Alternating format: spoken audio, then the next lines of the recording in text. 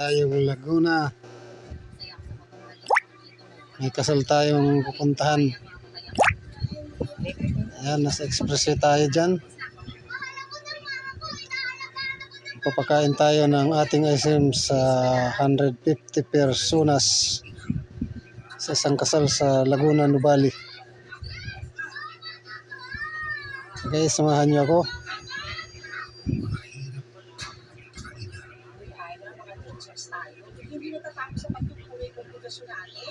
Medyo maaga ang punta natin doon para hindi tayo malit. Kasi ang simula ng wedding ay alas 3 ng hapon. Ang oras natin alas 10 pa lang ng umaga.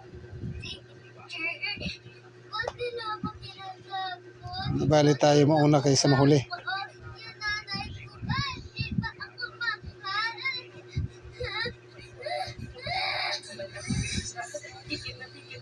Mapapanood mo na ng ang kwentong mas tutuhig sa puso ng bawat Pilipino.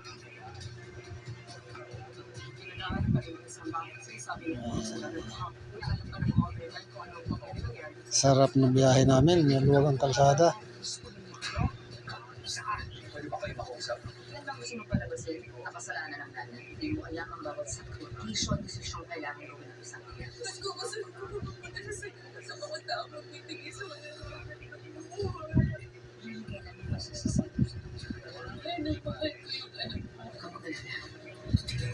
Ikaw, ang sabihin. Binibigyan kita ng isang pagkakataon. Isang milyon sa sino mang makasasagot sa tanong na nasa isipos. Nakulong si Ana malaki. Ano pa lang tayo nito? M6.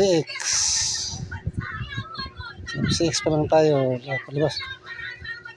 Pasok pa lang tayo ng South Luzon Expressway.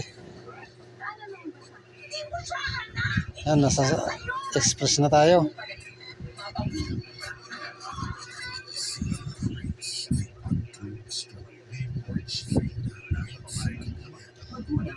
Let's lang tayo.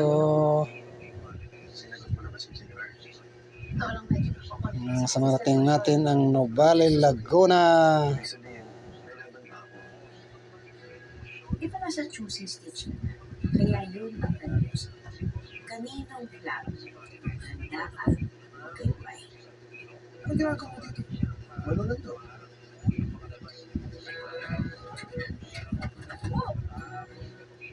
Ginagawa niyo dito? Sa Thursdays, tsaka Sunday na ako. Parang hindi naman lang sa schedule na yun. Fine, mapapag natin. Pati na kayo? Prayer po ba?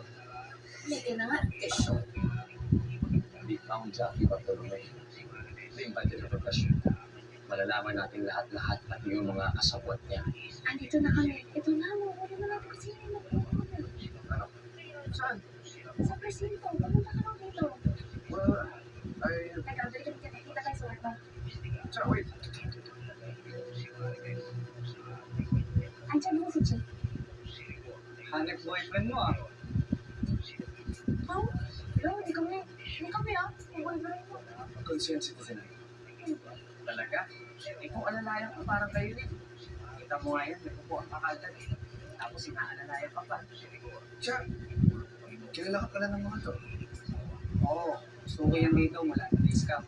Teka lang, mag-story tayo balik sa kaso. Sabi ko na nga ba, ikaw yan eh. Chief, Boses mo pa lang siya, alam ko na. Chief, nahanap mo rin si Josh Bartolome. May connection mo sa kaso. Pwede ko siya makausap, Chief. Hindi. Okay po, mag-statement ako ulit. Magkakita na rin natin eh. Kabisado na namin ang statement mo, Iha. Umuwi na kayo ng kasama mo.